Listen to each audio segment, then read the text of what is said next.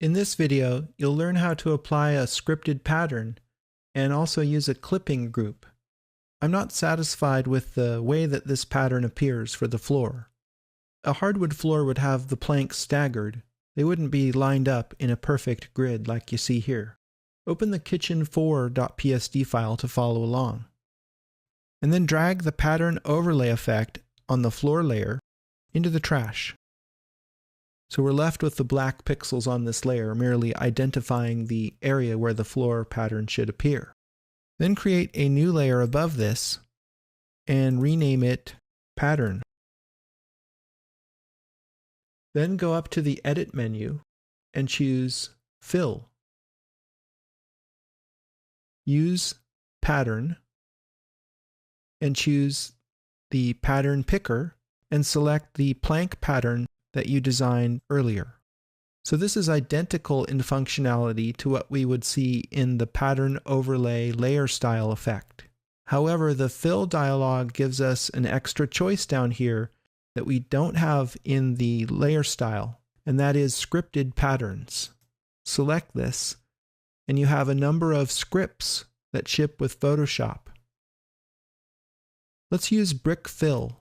This will simulate a hardwood floor nicely because it's designed to create a brick wall where the bricks are staggered.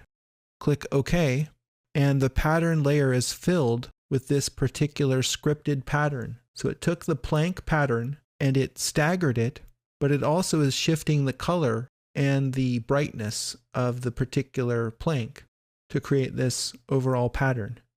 So this still leaves something to be desired, but it's much better than the original pattern that we had at the start of this video. In order to get this pattern to conform to the area that's defined by the floor layer, we'll set up a clipping group, and this is quite easily done.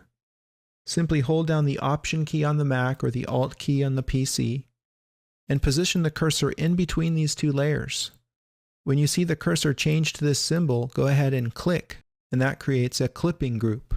This is indicated in two ways. One by this arrow that points down, and two by this underline under the word floor. This establishes these two layers as a clipping group.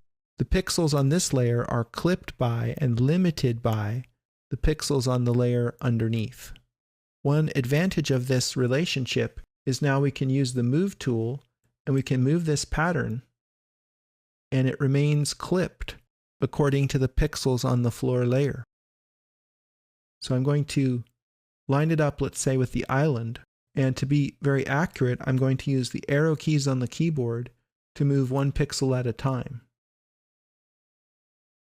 So in this video, you learned how to create a scripted pattern and how to set it up so that the pattern appears within a clipping group.